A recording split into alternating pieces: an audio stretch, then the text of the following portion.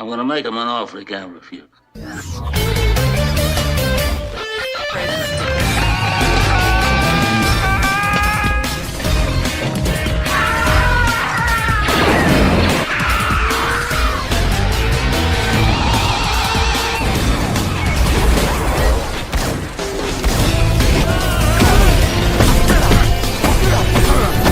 I'm not even supposed to be here today! Oh, fuck you!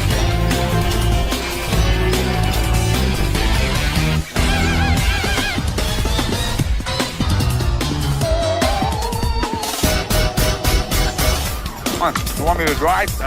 You're supposed to be suicidal. Remember, I'll Anybody drive. a drive? Get in the car. Fuck me in the ass. Fuck you, you fucking stupid cunt.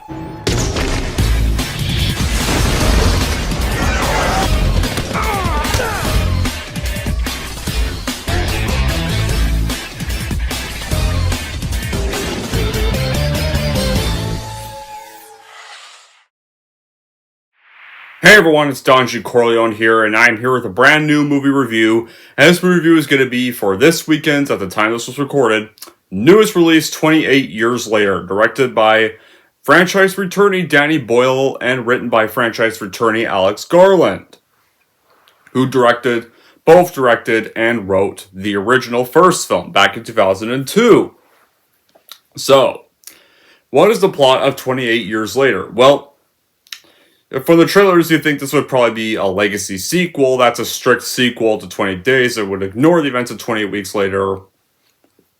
But they, in a way, do kind of acknowledge 28 Weeks Later's existence. So in a way, 28 Weeks Later still did happen. But it doesn't feature the stupid kids from the second film.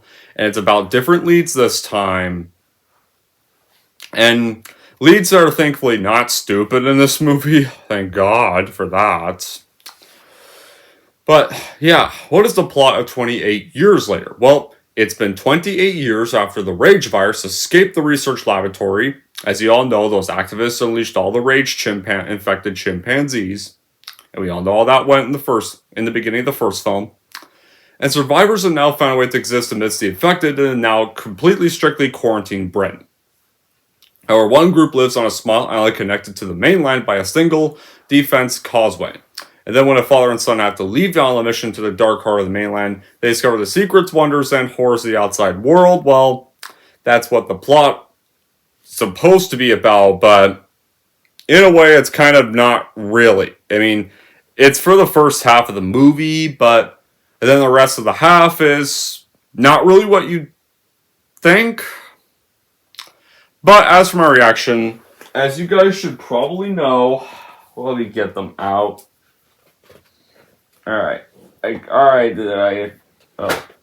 we go. I got them. Alright, I got them.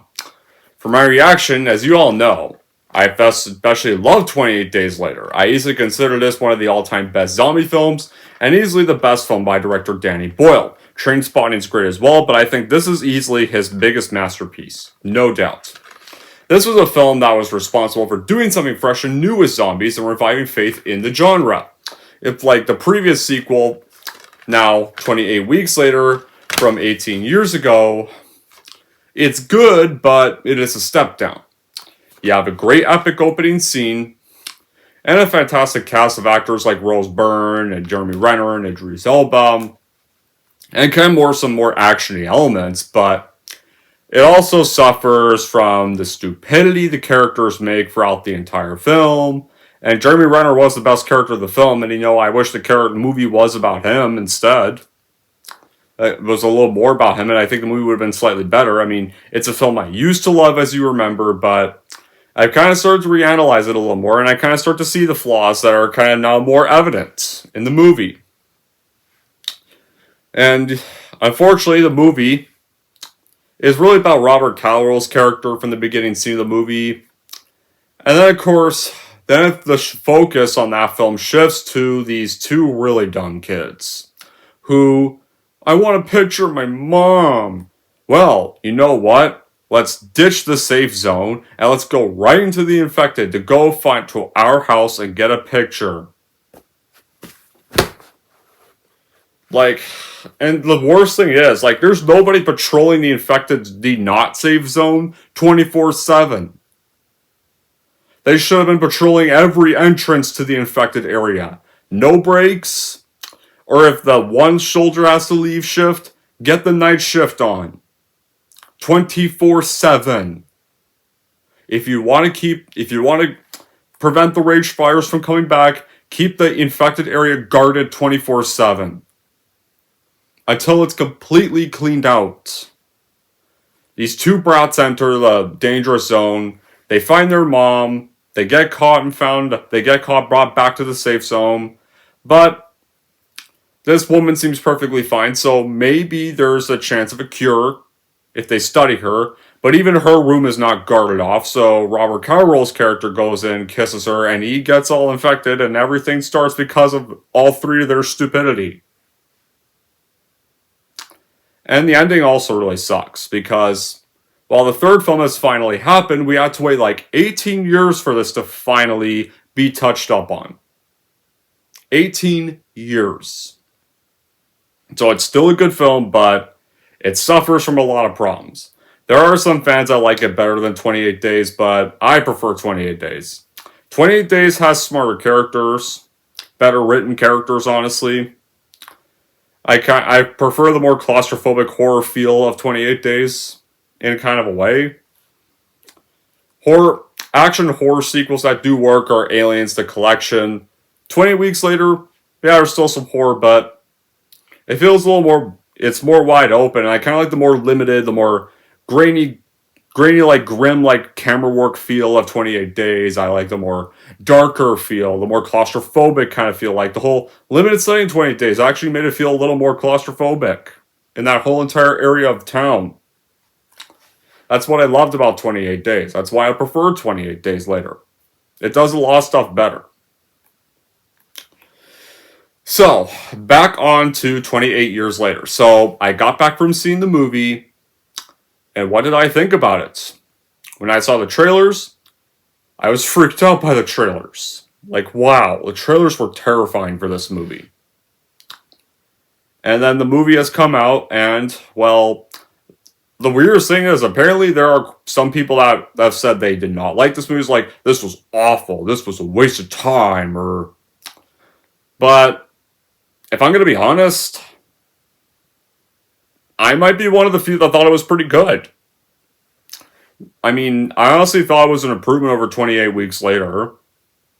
I felt like the characters still weren't, not all the characters were the best. I mean, the characters were better written this time. I mean, the characters didn't really infuriate me as they kind of do in 28 Weeks.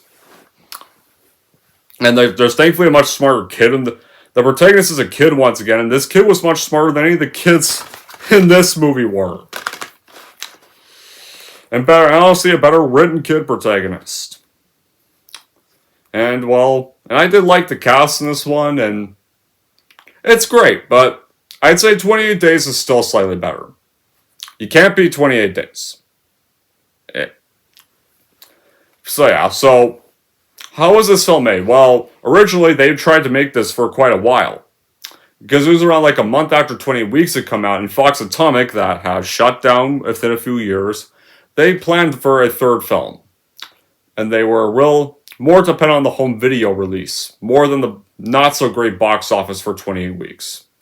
Then July, Danny Boyle had said the story for a third film had been planned out, but it never materialized till 3 years later when Alex Garland stated that because of differences, the project got delayed.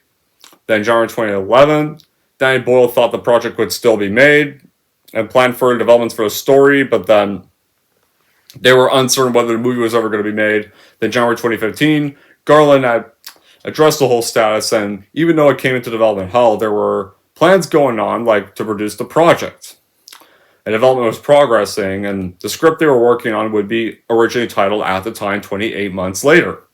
Then 2019, Boyle confirmed that he and Garland were working on the third film finally.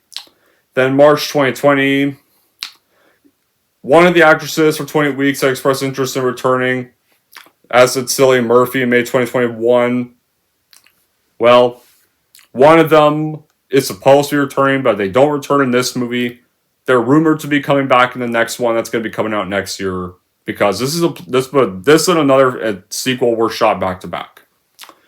Then last year in January, the third film got finally announced, and it was going to be called 28 Years Later, and it would be the first of a trilogy of sequels. Danny Boyle would direct the first installments, and Alex Garland would also write the script, and also write the scripts for the other sequels, and of course, and be producers. Then February as well, Murphy had discussed his involvement with the project. McDonald got the rights back from Searchlight and was able to sell it to Sony, so thankfully Disney could not fuck it over. And then, of course, in March of last year, Garland that he would confirm he would write the trilogy in a way, and Tess was going to be a major influence for 28 years. And yeah. So, it's been released this weekend, now produced by Columbia Pictures, because they now own the rights, and has gotten somehow better critical reviews than the other two films, but then again, that's paid critics' website. The reviews, obviously that site's paid, that pays critics. And no, this is not better than 28 Days, as those critics are making it out to be. But also, I think it's a little bit better than some people are making it out to be. It's not one of the worst things to be ever made. I mean, I've seen worse Legacy sequels. You know, I've seen Texas Chainsaw 2022, where they tell Leatherface he should be canceled, and they film each other getting slaughtered on a fucking bus. And two idiot girls that can't check Leatherface's fucking body after they shoot him, and did no bother to just how about saw his fucking head off. Instead they saw his fucking chest and they automatically assume he's fucking dead and they just leave. But then of course he just comes back, cuts off one of their heads, and then starts breakdancing in the middle of the street. Like Scary Movie, and the film just fucking ends there. Halloween Ends, where Michael just squatting his ass in a sewer, doing almost nothing, while everybody bitches about people dying in town and don't try to move out of town if they don't like it so much. Or there's Scream 6, where they're set in New York, and I've seen worse Legacy sequels than this. Granted, this did have some problems, but I enjoyed it, but I didn't really like the last scene, though, but I enjoyed it.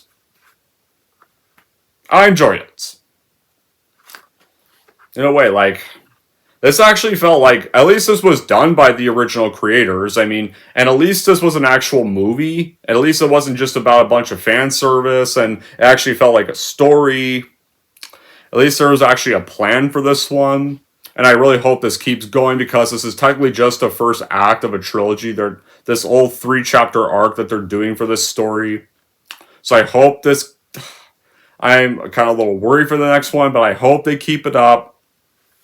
So here are all the good stuff about 28 Years Later and the whole story of the film. How the film goes. So, for good stuff, like, what stands out for me was how intimate it felt for a horror film. Like, the character dynamics and interactions really bring the story to life, and the cinematography and the tone, they elevate the whole weight of the scenes, and they really add to the horror feel of the movie. And it's definitely not your typical action-heavy horror flick. Like, it actually kind of goes back to the more ground tone of the first one. It grounds the fear in human emotion and connection, and not even feeling like just a zombie thriller, like as this whole meditation of what it really means to be alive around the end of the world. And the direction by Danny Boyle, it really balances tension with moments of like startling beauty, and every chase scene in the movie and quiet scene in the movie really feels really impactful, and it feels rich. It explores grief, redemption, and the will to kind of survive against odds. Like, Danny Boyle really does have a great visual and style and look, and 28 Years Later, what makes this film specifically great was the interesting experience, and of course, like, the editing, the aspect of the film, and the haunting atmosphere, especially, like, the first half of the movie. Like, this definitely does feel like more like the original movie. You know, in kind of a way, and I like that it doesn't just say, the other sequels never happened. No. Only the first one happened. We're only doing a sequel to the first one. No. Beginning, they actually do mention, like, It's not like a direct sequel to 28 Weeks, but it still acknowledges that movie's events, where, like, it mentions, like, the whole virus almost going to continental Europe, like we saw at the end of 28 Weeks, but apparently, like, it's likely hinted that they actually destroyed Paris before it could spread to the rest of the world, so it never actually went to the rest of the world, and it only ended up stuck in Britain. So, that's kind of in a way why you don't see those events fold out. And the cast of this movie, Aaron Johnson, Jodie, Ralph Fiennes, Alfie Williams, they all do a great job in this film, with the chilling score, and it really completes the film's tone as well.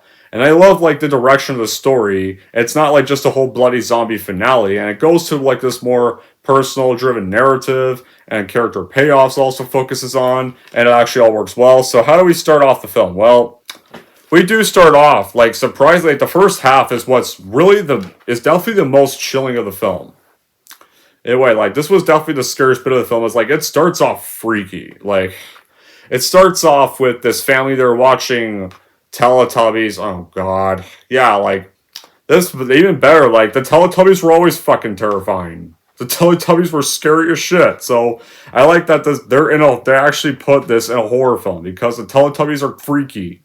Screw the Teletubbies are full of nightmares themselves. They were already scary before this movie even came out. So, it would start off with these children watching Teletubbies, and his mother puts this boy named Jimmy with the rest of them, but then the infected come inside, and this scene takes place during like the original outbreak, when the first film was kind of starting off. Kind of like the opening scene of the last film did.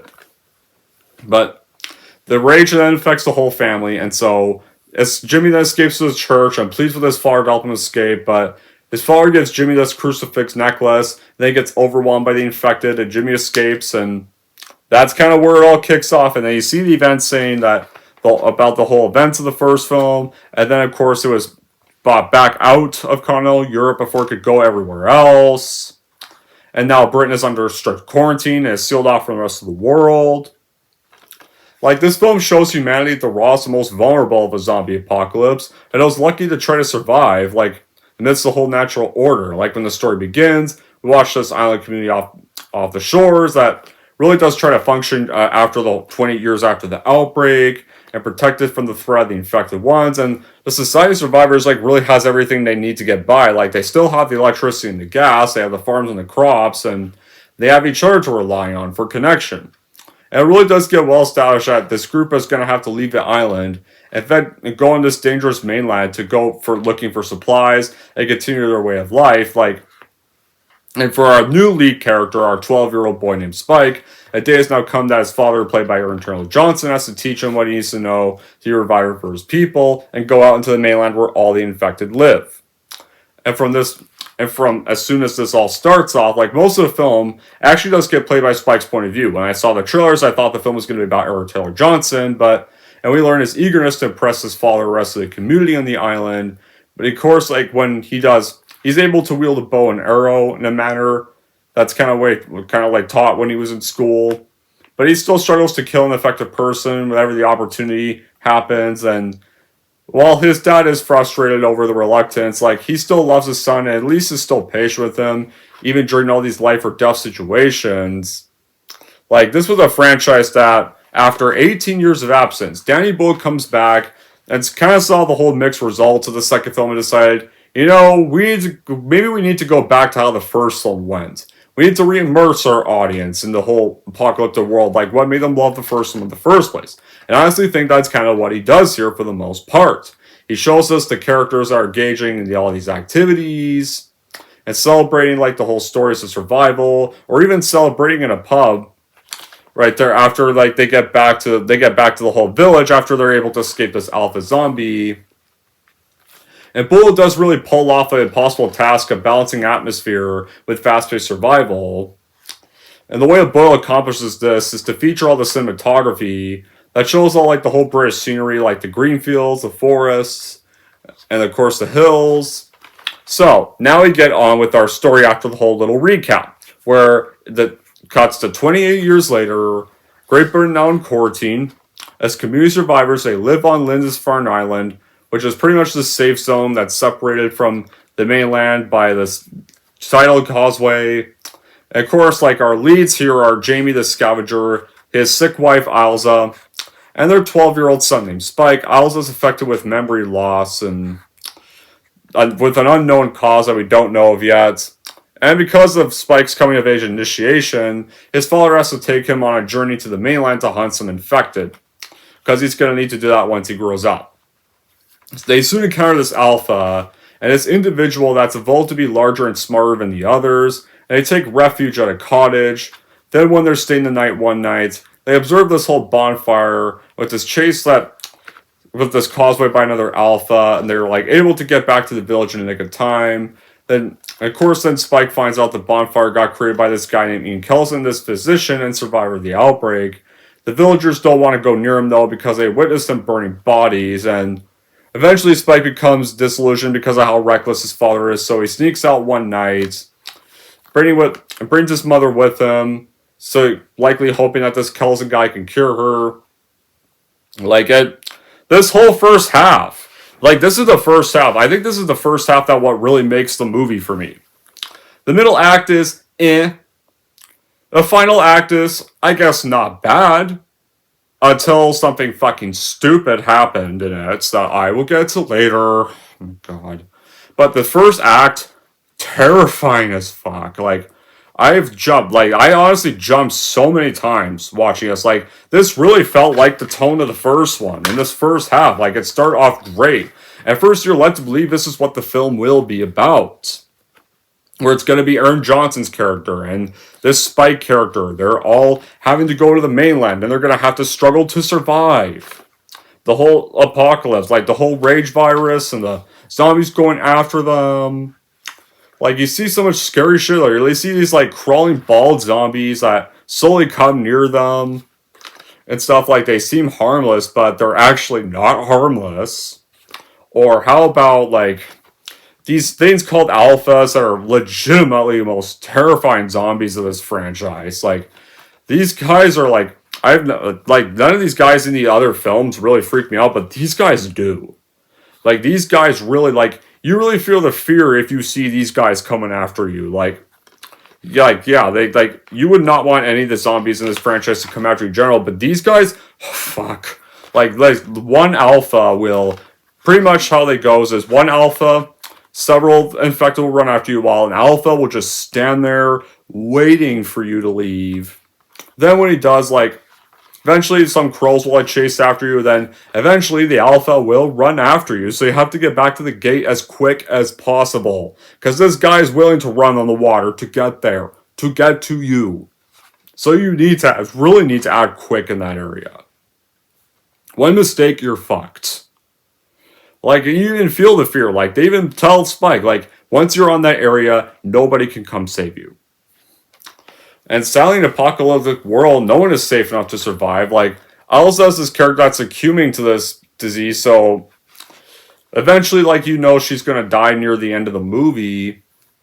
Then Spike has to leave the doctor they find to be able to survive. And, these movies do deliver stuff like the whole Rage outbreak. 28 days later, delivered us to chaos and the start of the outbreak. 28 weeks later was the attempt to contain it, but it got fucked up by a bunch of fucking idiots.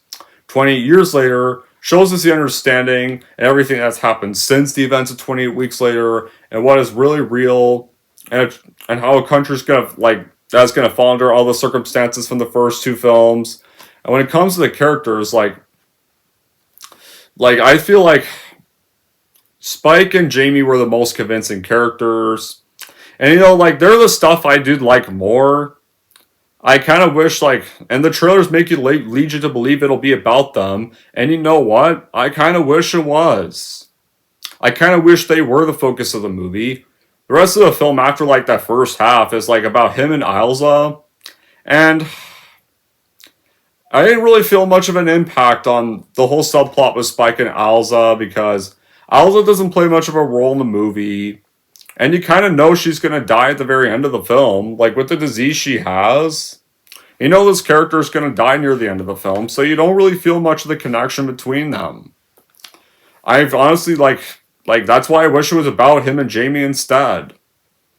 The cinematography, is still amazing, especially you still have the frantic editing of the other movement films, the camera movements of the other films.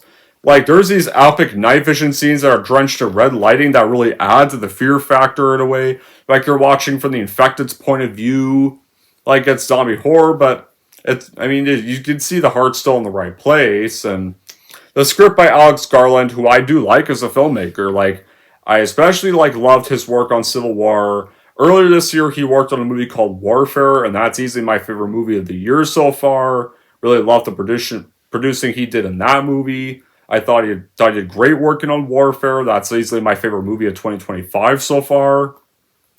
He still does great with this script as well, with the character-driven stuff. Like, yeah, they don't focus on gore, and the plot doesn't need to rely on gore. And I like they don't rely on gore for this movie. Right here. Like, what makes this franchise special is, like, all the inhumane stuff. Like, Danny Boyle does try to make a humane story. Like, Spike is, like, technically a 12-year-old, but he has to kind of mature, though, because of all the circumstances, and he's in a world full of infected, and, like, a world that's now, like, a desolate dystopia caused by the rage virus, and he has to be protected by his mother because of the memory loss she has. So once him and Alza are at the mainland, Alza does realize they're at the mainland, but Spike doesn't want to leave because he wants to find this doctor, but they get attacked by a group of infected before this survivor of this Swedish naval patrol named Eric, who you think is going to be like their newest companion in the film, but he doesn't last long. Because I do get a bit of a funny moment where he's looking at this picture right there on his phone, and he's basically saying, he basically sees this picture of this girl that's his fiance, but Spike's like, she looks like ugly. No, she doesn't look ugly. You look ugly. And like, I will admit, that definitely made me in the audience chuckle a little bit. But then his phone dies. And then after that, they discover a pregnant, infected woman in labor. And there's this newborn that, for a while, I thought was going to be infected as well. But surprisingly, the newborn is not infected. But Eric kills the infected mother. Even though the child looks fine, like, Eric still wants to kill the kid. But then an alpha appears, and the head gets torn off.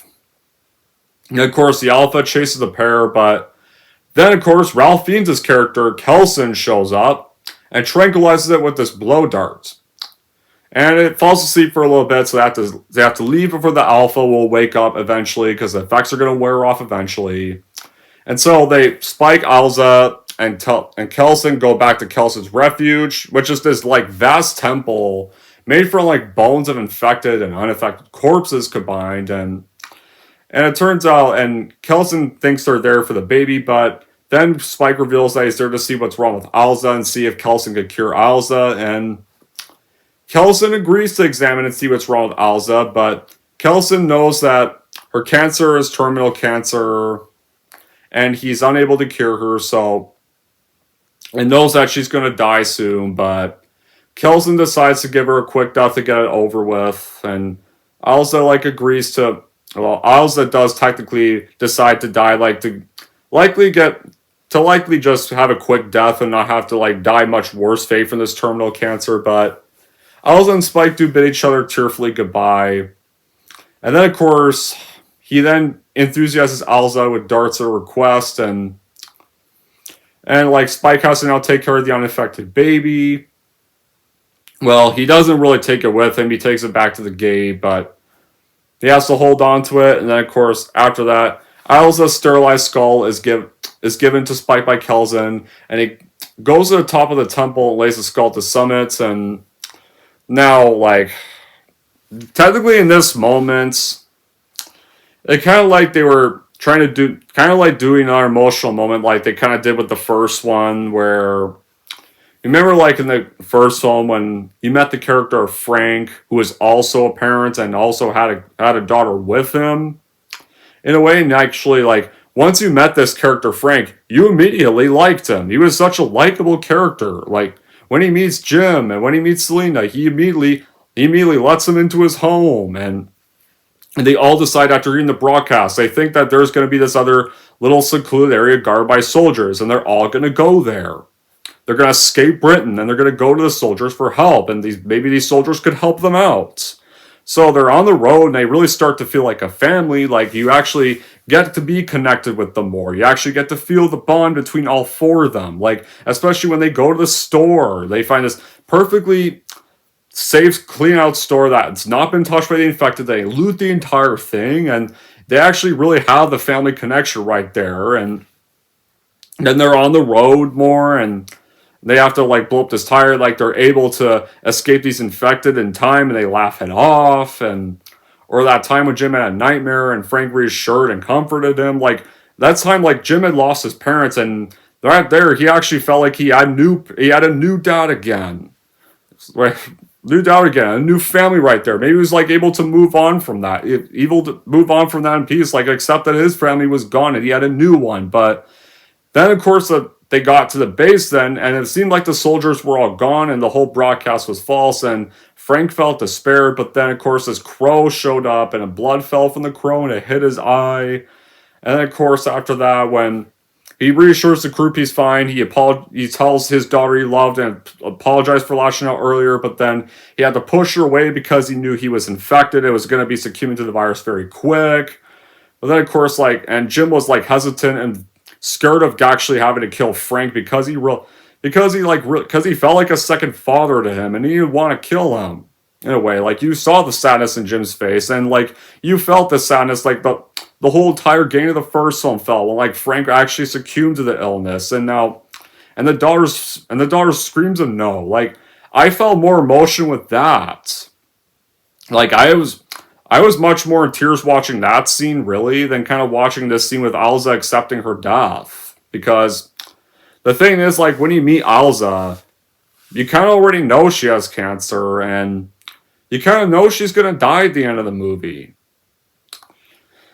Away, and of course, like, and also because her death feels peaceful, like, it just didn't really have that much of an impact on me. Like, honestly, like, Frank's stuff, another thing about Frank's stuff is, like, while it definitely was unpredicted and it came out of nowhere, he was one of the characters you least expected to die. There, and it just comes out of nowhere, and it feels unpredicted. Right there, and plus he actually got to be more attached to Frank as a character. Like, Alza, Alza doesn't really have much of an impact on the plot. And like, that's the thing, like, the trailers make you believe that it's going to be about him and Aaron Taylor Johnson's character being the ones on the mainland. And maybe I would have liked that better. Maybe if that was mostly the plot, and of course, maybe if Jamie was the one that decided to kind of like, maybe like Jamie was the one that accepted the fact that he would die, or they find this doctor, but then eventually Jamie does get bitten by the infected and knows that there's no cure to the infection right there, and of course then the peaceful death could still happen. Maybe I would have been more emotionally connected to that if that was the plot. Like, then I probably would have felt a little more something there. And then Spike has to kind of go home, and still has to go home, and promising to kind of be back to go find the real cure. Like, that could be setting up the trilogy. Like, that's what I would like. But Danny Boyle and Alex Garland, I like that they're not just revisiting, hey, remember this movie? Hey, you remember that movie? Like, they're not doing nostalgia bullshit. Like, they're still playing a new story while still rewriting the rules. They're planting seeds for this trilogy that I very much hope, can at least still be good. I really hope this can still have the direction Boyle is planning with this. Now, I know this and Bone Temple were shot back to back, but I think it's going to have a different director, and I think either that one or the third one that's going to happen is going to be directed by the person that directed the 2021 Candyman movie. Oh, yeah, sure, that's nice to fucking hear. Man, I really hope that, like, I don't know if it's either Bone Temple or the third one that person's directing, but I really hope it's not the next one, because if this person does direct the next one, I really hope they do not try to go Candyman 2021's direction with the next one, please. If they're gonna get a different director. So yeah. After Alza's died and Spike has put her skull on top of the whole skull structure, and Kelson then leaves, and the Alpha then wakes up, and they're able, right there, get on with the finale. And for a while, it seems like a nice way to end the movie, but it also then kind of turns to parody shit. So, Kelson and Spike, they escape the reawakened Alpha, and Spike then decides that he's going to actually stay in the mainland and leave the newborn at the gates, the village for the oath to Jamie, and then of course he's going to go into the mainland. There tells his dad not to look for him, but his dad now likely thinks Spike is going to be dead soon, so he's obviously screaming his son's name in despair, and for a while, like, Spike now is ready armed with a bunch of arrows and bows, shooting down some infected. And for a while, this seems like a nice way to set up the next movie, because there's going to be another movie coming out next year called The Bone Temple. I think it's going to be coming out in January 2026, next year. But it's a nice way to set up the next movie, I guess that, and well, then it gets ruined because these random church people show up. Apparently they're these cult survivors, and they have these golf clubs, and let us handle this one. And they basically whack the infected with the fucking golf clubs, like, take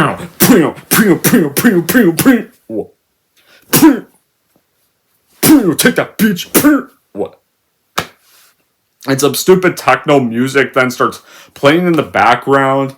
And then the Spike asks, "Who are you?" "I'm Jimmy. Want to join us?" And the film ends there. Like, you had a nice ending, but why the fuck do we need to end on some scary movie bullshit? Are you fucking kidding me? I'm watching 20 Days Later. I'm not watching fucking scary movie. Like, seriously, this, of all the endings they picked these fucking golf people to kill the infected? What the fuck? That's just, what the fuck? Like, let's just be over the top. And this is one of the things why I'm worried about the next two. I hope they do not do this shit. I hope they do not try to go all goofy with the next stuff. I hope they don't try to turn this series into Evil Dead. I hope they don't try to turn this series into more Scream stuff. I really hope they don't try to get all comedy with these fucking movies. Like, because I did like this movie, but I don't like this fucking last bit.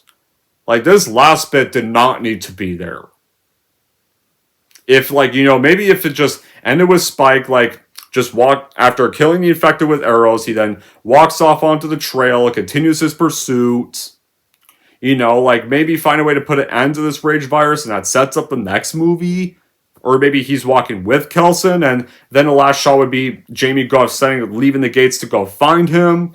Like, getting his stuff all packed up, and it's getting ready to find him once the tides are all cleared. That'd be better. No, let's have these fucking golfers show up and try to be all funny. I'm not watching a fucking parody. I'm watching 28 Years Later, a film part of a scary zombie franchise, not a goofy parody series. Fuck. Now, would I have any bad qualities with the film? Yeah, apart from that ending scene that I did not like, there are some kind of slow moments, and I'm not a fan of the subplot with Alza and Spike. I mean, there were some fine moments in there. It wasn't entirely a bad thing, but I just didn't really feel their connection. But it still does keep its grip from start to finish, and there's times the camera work is kind of a little all over the place where scenes are blurry, or the lens flare stuff is there, but I kind of feel like they were trying to go too hard in those moments. So yeah, the stuff I did not like, didn't really care for the Alza stuff. The golfer scene pissed me off. And of course, well, some of the camera work. But other than those, I still enjoyed it. And honestly, it's the better sequel to 28 Days Later. And honestly, one of the better ways of how to do a horror legacy sequel that's not just a bunch of nostalgia for a change. So in the end, 20 years later, I say it's worth watching and buying for fans of this series, especially if you want a better film after being out 28 weeks later, because this is a huge improvement over that film, and it does set up what I hope can be hopefully a good horror trilogy that doesn't get fucked over. Anyways, that's it for my view of 28 Years Later. When I'm going 28 years later, here's how I'm going to rank this movie. So overall, if you love 28 Days Later, then you're definitely going to enjoy this movie, so I would totally watch a bias for your collection, no doubt. And if we're only going 28 years later, I'm going to give 28 Years Later an 8.5 out of 10. Alright, there we go, guys. That wraps up my review for 28 Years Later. Now, I want to know in the comments down below what you guys thought about 20 Years Later, whether you guys loved it, whether you guys thought it was okay, or whether you're one of the few people that did hate this movie. And until then, guys, that'll be it for this review. Thank you all for watching. If you like this, want to see more, don't forget to like, subscribe to Don G. Corleone.